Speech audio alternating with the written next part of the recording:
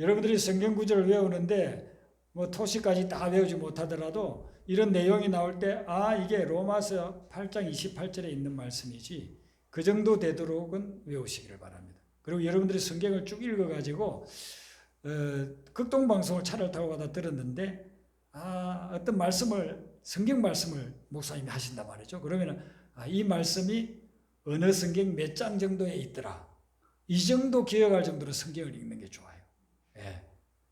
만약에 탕자의 비유를 말한다. 그러면 탕자의 비유가 복음서 중에 어느 복음서에 있어요? 어느 복음서에 있어요? 아무도 모르네. 아무도 모르네. 그러니까 우리가 신앙생활 하면서 성경을 그렇게 모르는 거예요. 그죠? 성경을 그렇게 몰라요. 누가복음 15장에 나오죠? 네, 누가복음 15장에 탕자의 비유가 나와요. 그러면 믿음의 사람들에 대해서 쭉 기록해 놓은 믿음 아브라함, 이삭, 요셉 그렇게 믿음의 사람들에 대해서 쭉 기록해 놓은 장이 있어요. 성경의 신약에. 그게 어느 성경에 있을까요? 히브리서. 예, 히브리서에 있어요. 히브리서 몇 장이에요? 11장이에요. 예, 할렐루야 감사합니다.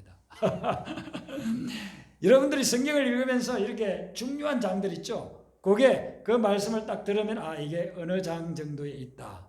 이 정도로 여러분들을 기억하면 그건 성경을 많이 읽으신 거라 볼 수 있습니다. 그러면 어렵고 힘든 일이 있을 때마다 요 관련된 말씀 어디 있지 해서 탁 어떤 권사님은 지금 저희 교회 나오는 권사님은 아니신데 그전에 제가 서북교회 목회할 때 권사님인데 이분은 성경을 읽거나 또 기도를 하다가 궁금한 게 있으면 저에게 전화가 딱 와요. 목사님 짐을 맡기라고 하는데 그 짐을 맡기라는 구절이 어디에 있죠? 제가 그걸 꼭 말씀을 묵상하고 싶은데 기억이 안 났어요. 그래서 제가 몇 장 몇 절입니다 하고 문자 보내면 역시 목사님이셔. 목사님은 딱 알고 알려주시네요. 그래요. 저도 모를 때가 있어요. 그런 데는 제가 또 찾아서 알려드리고 그렇게 하는데 그 권사님이 늘 기억이 나요. 성경을 읽거나 신앙생활 하다가 어떤 내용을 분명히 어디서 들었는데 이게 어디에 있는 구절인지 잘 모르겠다는 거예요. 그래서 저에게 물어봐요. 여러분들이 성경을 읽고 암송하고 그렇게 할 때 우리가 삶의 위기 때 그 말씀이 큰 능력을 발휘합니다. 그래서 그 말씀을 가까이 하시고 많이 읽으시고 또 외우시고 그렇게 하시기 바랍니다. 자, 오늘 하나님 말씀 보시겠습니다. 디모데후서 4장 9절부터 12절에 있는 말씀 보시겠습니다. 신약성경 346페이지에 있는 디모데후서 4장 9절부터 14절 말씀을 교독하도록 하겠습니다. 9절 먼저 읽어드리죠. 너는 어서 속히 내게로 오라.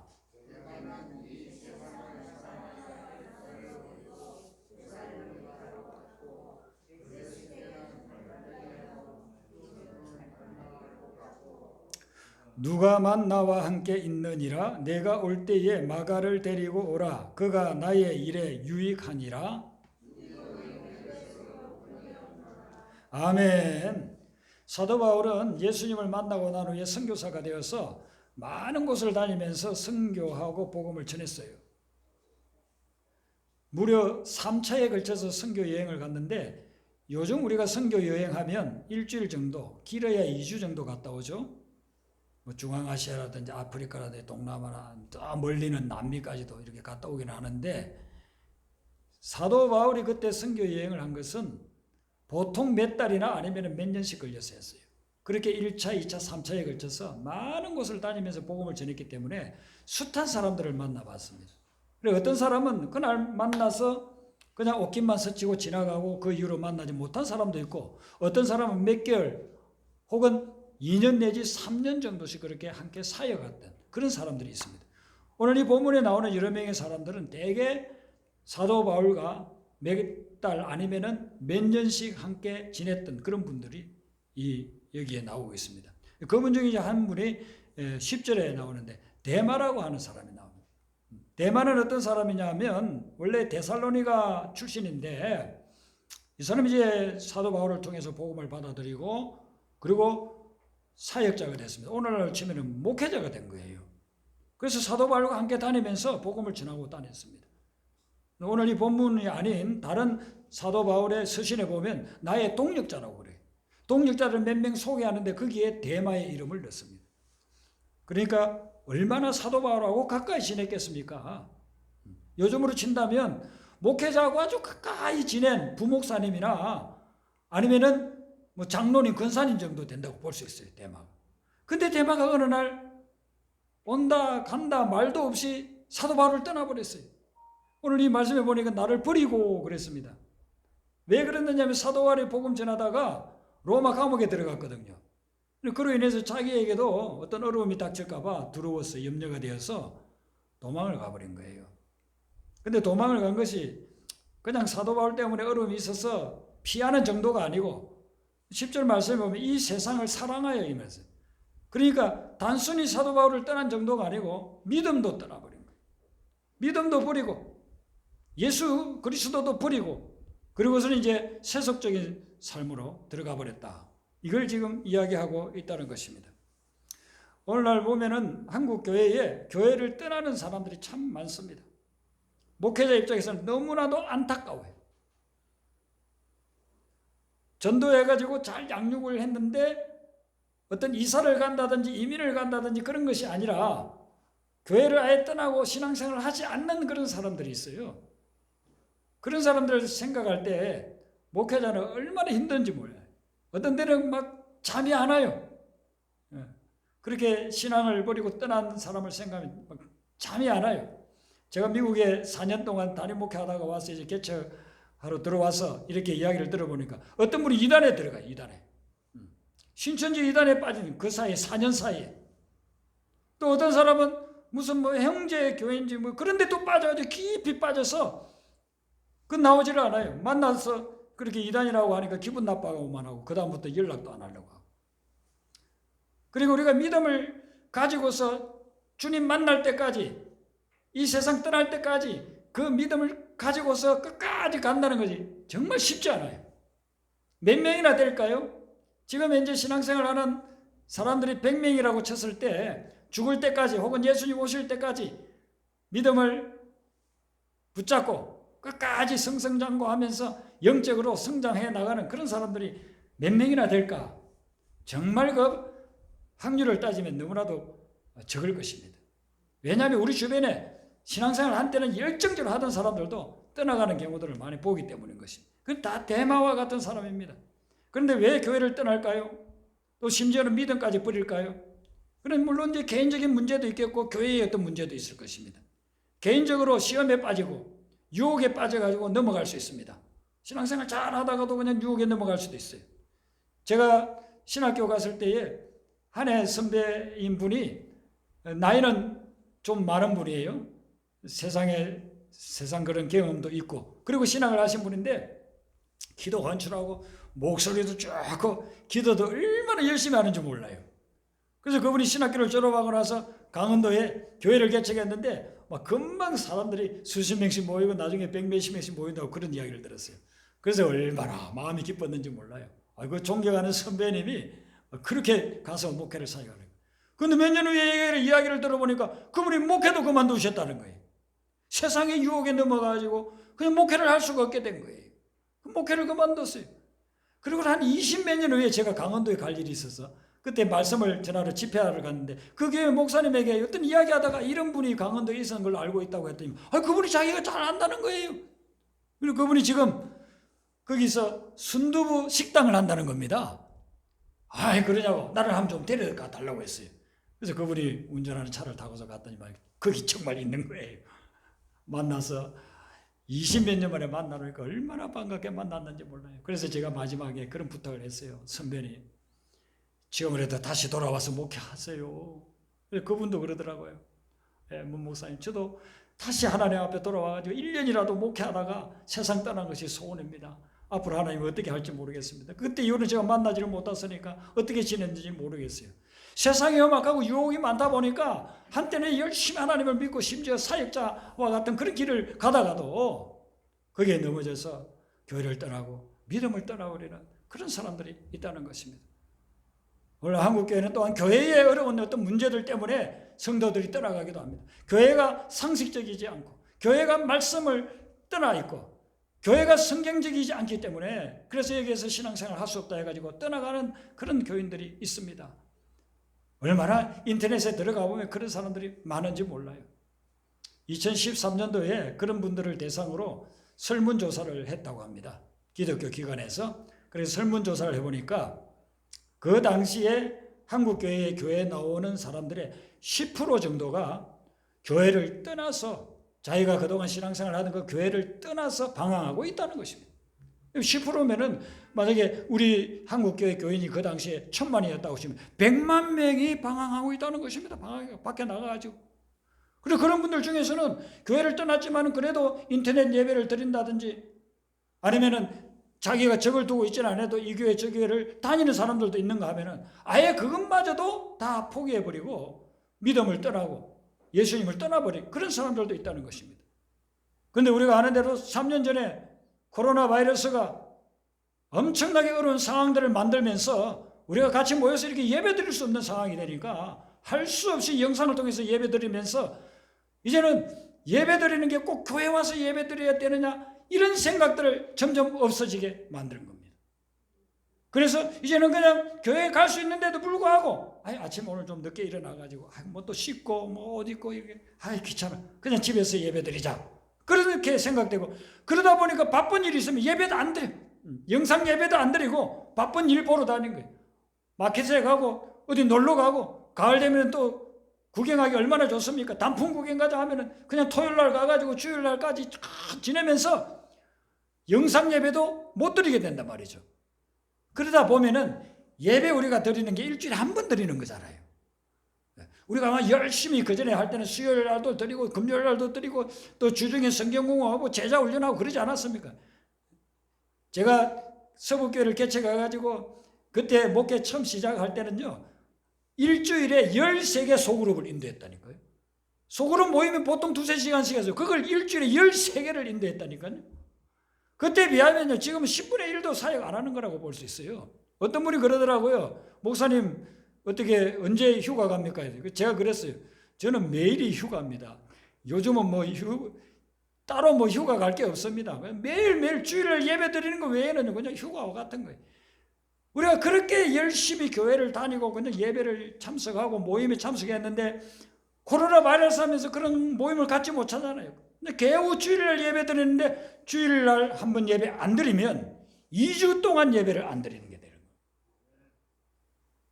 거예요. 2주 정도 예배를 안 드리면요. 3주, 3주 예배 안 드리면요. 한 달을 예배를 안 드리고 지나는 거예요. 그러면 한 달 동안 예배를 안 드리면서 우리의 믿음이 어떻게 성장하겠습니까? 예배를 드리지 않으면 믿음이 점점 까먹게 됩니다. 그렇게 해서 나중에는 아이고 교회도 가기 싫고 하나님이 살아 계신가 돌아가셨는가 믿음도 없어지고 예수 그리스도와 나는 아무런 상관이 없다고 생각합니다. 그러면 내 영혼이 죽어간다는 것이죠. 영혼이 살아야 영혼이 잘된 같이 범사가 잘되고 강건해질 텐데 예배를 안 드리고 하나님 앞에서 믿음이 사라져가면은 그러면 영혼이 죽어버리기 때문에 내 인생이 파산하고 만다는 것입니다. 사탄이 노림수가 거기에 있는 것이죠. 교회에서 예배 못 드리게 해놓고 그 다음에 영상으로 예배 드리게 해놓고 영상 예배마저도 못 드리게 만들고 그렇게 하면서 교회를 자꾸만 떠나가고 믿음을 떠나간다는 것이죠. 오늘날 이 대마와 같은 사람들이 한국교회에는 너무너무 많습니다.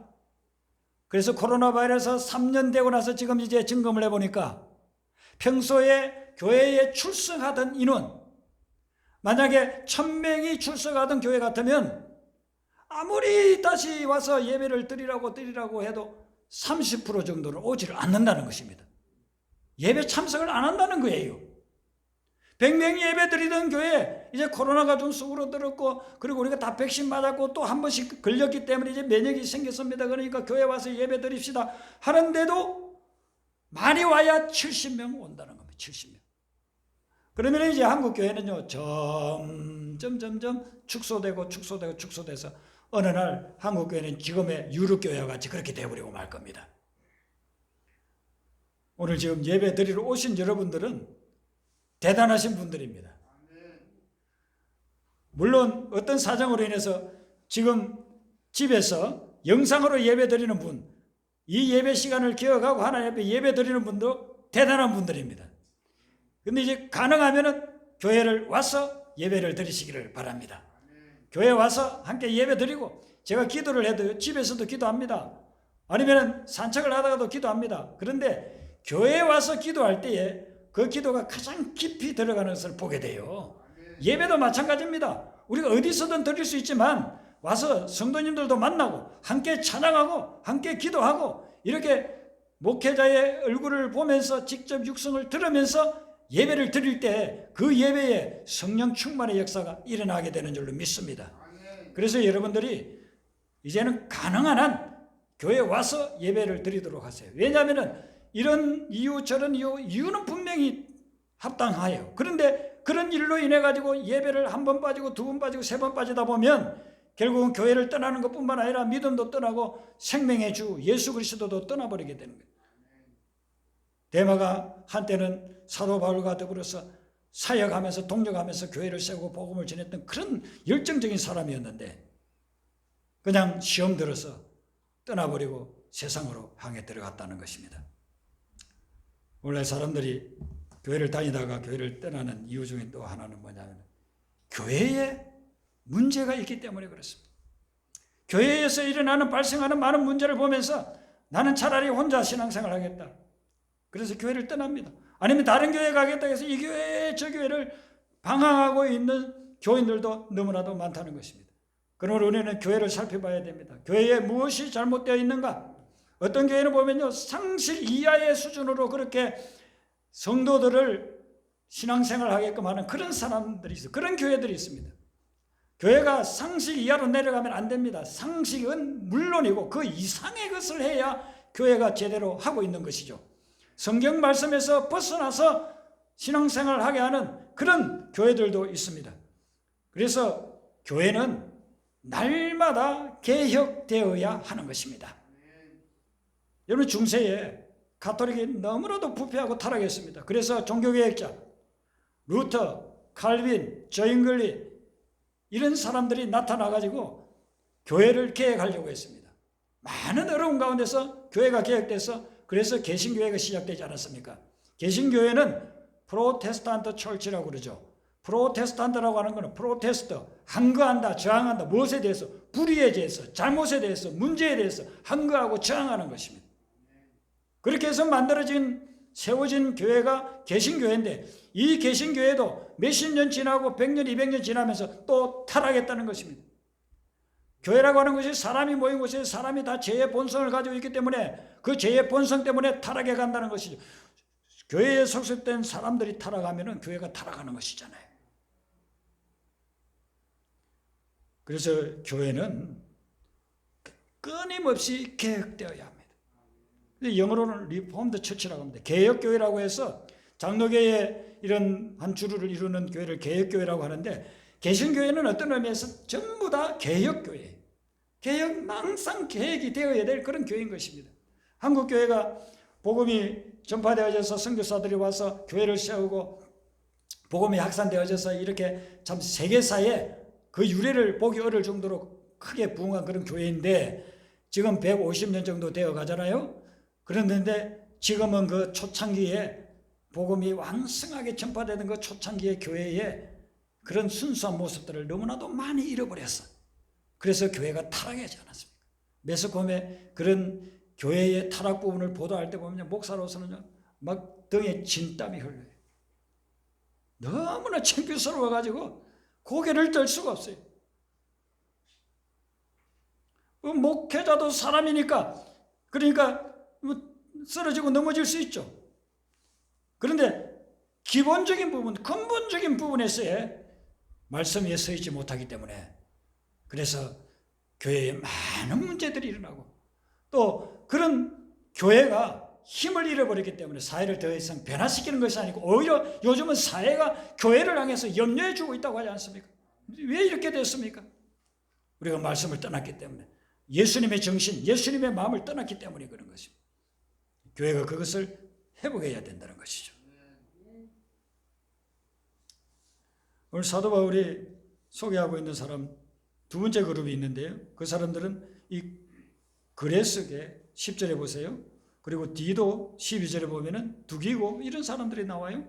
이런 사람들은 어떤 사람들이냐 하면은 사도 바울과 함께 신앙생활을 하고 사역을 하다가 복음 전파를 위해서 교회를 목회하기 위해서 성도들을 돌보기 위해서 다른 곳으로 떠난 사람들을 이야기하고 있는 것입니다. 한때는 같이 사역했지만 복음을 전가하기 위해서 성도들을 돌보기 위해서 다른 곳으로 떠난 사람들을 이야기하고 있는 거예요. 근데 12절에 보니까 사도 바울이 보냈다고 그럽니다. 늘 같이 있었던 사람이지만은 이제 그곳에 아직도 복음이 전파되지 않은 곳에 복음을 전하기 위해 또 교회는 있는데 목회자가 없는 곳에 목회하기 위해 파송을 했다는 것입니다. 이것은 뭘 이야기하느냐 하면은 우리가 믿음의 공동체를 가지고 이렇게 오아시스 교회가 사역을 하고 또 믿음 생활을 하고 있는데 하나님께서 필요해서 다른 곳에 쓰시겠다고 할 때에는 우리가 파송해드리고 보내드려야 한다 하는 것입니다. 작년에 김웅 집사님 네 분이 이제 신학이 끝나가지고 개척하러 갔습니다. 우리 교회 중추적인 역할을 한 분 아닙니까? 중추적인 역할을 하고 유초동부, 중고등부 인도하고 청년부 성경 공부도 인도하고 그렇게 했는데 개척해서 떠나면은 교회를 볼 때는 그런 일꾼이 가니까 얼마나 힘들겠어요. 그렇지만은 하나님께서 보내시니까 우리는 축복하면서 격려하면서 보내서 지금은 교회를 개척하고 든든하게 세워가고 있지 않습니까? 그 개척교회가 아니었다고 한다면 신앙생활 제대로 하지 못할 그런 젊은이들이 예수님을 만나고 배나다고 매일같이 큐티하고 나누고 그렇게 하고 있다는 거죠. 감사한 일이죠. 사도행전 13장에 보면은 안디옥 교회라고 하는 교회가 나오지 않습니까? 이 안디옥 교회는 선교를 많이 한 교회로 유명합니다. 그래서 한국에서도 교회를 개척해서 선교하기 위해서 교회를 개척한 그런 교회들이 안디옥이라고 하는 교회 이름을 만든 분들이 꽤 있습니다. 근데 이 안디옥 교회를 보면 거기에 이 선지자, 교사, 쉽게 말해 오늘날 치면은 목회자 그룹입니다. 이 목회자 그룹의 리더들이 한 5명 정도 이름이 소개되고 있어요. 바나바, 시몬, 루기오, 마나엔, 사울 이 5명이 소개됩니다. 근데 안디옥 교회도 큰 교회냐면 아니에요. 안디옥 교회도 사도들이 가가지고 또 그때 예루살렘 교회 성도들이 가서 거기 세운 교회예요. 개척 교회예요. 우리 오아시스 교회 정도라고 생각하면 돼요. 그런데 이 정도 교회인데 거기에 5명의 리더가 있었는데 그 중에 2명을 바나바와 사울을 선교사로 파송을 해요. 아니 우리도 지금 성도수가 얼마 되지도 않는데 이 2분을 또 파송해버리면 어떡하나 이렇게 할 수 있잖아요. 근데 이분들이 뭐 언론해가지고 파송한 게 아니고 성경에 성령께서 그들을 갖다가 파송했다는 거예요. 성령께서 내가 너를 불러시키는 대로 위하여 바나바와 사울을 따로 세우라 해가지고 파송시킨 겁니다. 성령의 음성을 듣고 순종해서 정말 우리 교회 형편으로 볼 때는 보내드릴 수가 없는 분이지만은 그러나 복음을 전하기 위해서 선교사로 파송합니다 하고서 기도하고 파송했습니다. 그렇기 때문에 소아시아, 유럽 등지에 수십 곳의 교회가 세워지고 복음이 강력하게 증거된 거예요.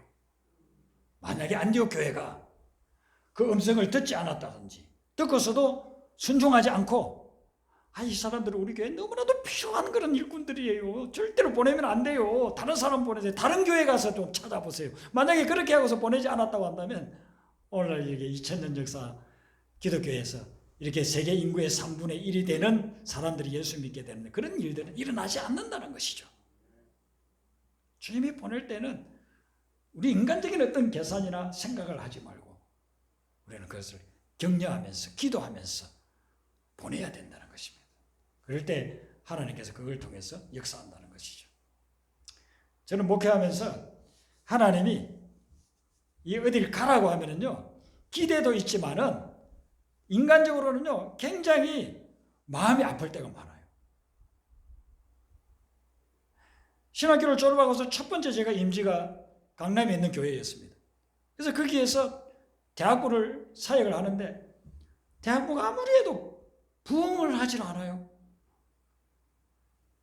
방학 때 되면요, 여름 방학, 겨울 방학 때 한 달씩 수련회를 준비해가지고 3박 4일씩 가서 수련회하면, 수련회 할 때는 막 은혜 받았는데 수련회 끝나면 끝나는 거예요. 애들이 변화되지는 않아요. 성경 공부를 하면은요, 4-5명 오는데 이 애들이 성경 공부 끝나고 나면, 처음에는 제가 몰랐죠. 나중에 몇 달 지나고 나서 보니까 성경 공부 끝나면 그 다음에 술집에 가가지고 술 마시고 다니는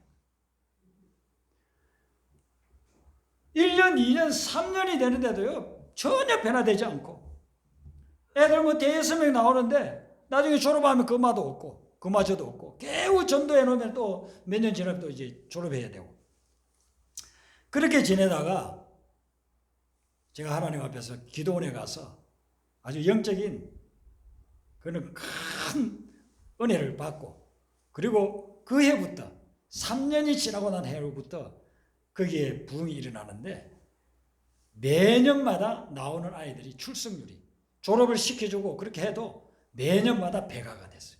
10명이 20명 되고, 20명이 40명 되고, 40명이 80명 되고, 그리고 90명, 100명 그렇게 막 넘어갈 때에 하나님이 저를 유학을 가라는 거예요.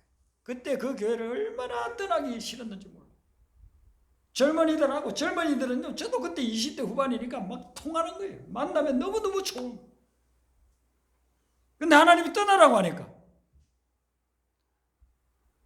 그걸 떠나려고 할 때 마지막 예배 드릴 때는 전부 다 그냥 울었어요. 헤어지기가 너무나도 마음이 아파가지고. 근데 하나님이 떠나라고 할 때는 떠나야 돼. 미국에서 또 제가 부목사로 3년을 사역하다가 이제 기도해 보니까 하나님이 한국 가서 개척을 하라고 하는데, 그래서 성도님들한테 공포를 했습니다. 제가 이제 한국 나가서 개척하겠습니다 했더니, 장노림 권사님이 찾아와가지고, 목사님 개척하려고 합니까? 한국 가지 말고 여기서 개척합시다. 우리가 50명 명단을 이렇게 만들어 놨으니까 여기서 우리하고 같이 개척합시다 그래요. 한국 나가지 말라고 그래요. 그런데 기도하면 하나님은 한국 가서 개척하라고. 만약에 제가 거기서 그 교회 성도도 50명을 데리고 개척을 했으면 담임 목사님하고 저하고는 평생 원수가 됐을 겁니다. 하나님 음성 듣고 한국에 나와서 개척했기 때문에 그 원로 목사님하고는 지금도 제가 얼마 전에도 통화하고 서로 덕담을 주고받고 그렇게 하고 있습니다. 그런데 그런 개인적인 것을 떠나서 하나님이 하시고자 하는 일들이 있기 때문에, 하나님이 떠나라고 할 때는 떠나고, 파송하라고 할 때는 보내주고, 그렇게 해야 하나님의 나라가 이 땅에 이루어져 나간다는 거예요. 인간적인 정에 의해서 우리가 영원히 죽을 때까지 같이 지냅시다, 다 그렇게 하고 싶죠, 좋은 관계에서는. 그런데 하나님이 사역을 위해서, 사명을 위해서, 복음 전파를 위해서 떠나라고 할 때는 그 인간적인 정을 극복해야 됩니다. 그래서 떠남으로 인해서 하나님이 이루실 위대한 일들, 그 일들을 우리가 감당해야 된다는 것이죠. 오늘 이 말씀 속에 오늘 마지막 부분을 보면은요, 11절 말씀을 우리 한 번 더 같이 읽어보겠습니다. 디모데후서 4장 11절 말씀 같이 읽습니다. 시작.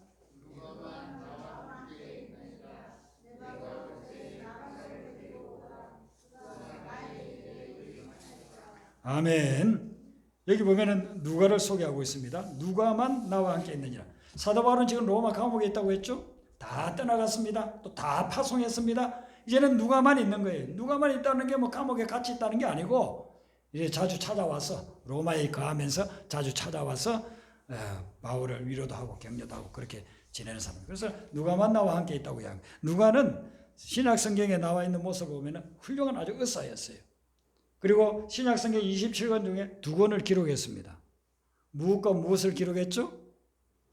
사복음서 중에 누가복음, 그리고 사도행전, 이 2권을 기록한 분입니다. 오늘날로 치면 신학자라고 볼 수 있어요. 그리고 사도 바울과 함께 2차 선교여행, 3차 선교여행을 동행했습니다. 그럼 요즘 치면 선교사라고도 그렇게 볼 수 있습니다. 이런 분인데, 마지막 사도 바울 가는 그 길에 끝까지 함께 했다는 것입니다. 그래서 하나님께서 이 장작불도 그냥 태우면 잘 타지 않으니까 같이 모여야 타잖아요. 우리 믿음의 공동체, 오아시스라고 하는 믿음의 공동체를 만들어 주신 것은 어렵고 힘들 때 서로 위로하고 격려하고 서로 세워주라고 이런 공동체를 만들어 주신 것입니다. 그래서 우리는 믿음의 생활을 할 때에 우리 성도들 중에 어렵고 힘든 분이 있는지를 늘 우리가 눈여겨서 봐야 됩니다. 그리고 그분들을 위해서 기도하고 그분들을 사랑하고 그분들을 베풀어주고 그분들에게 위로해주고 격려해줘서 일어설 수 있게끔 해줘야 되는 것입니다. 그리고 공동체를 하나님이 그래서 만들어주신 것입니다. 이 오아시스 교회 공동체가 하나님의 뜻을 이 땅에 온전히 이루는 그런 거룩한 공동체가 되기를 바랍니다. 우리 아까 불렀던 찬양을 부르도록 하겠습니다. 찬송가 290장 우리는 주님을 늘 뵙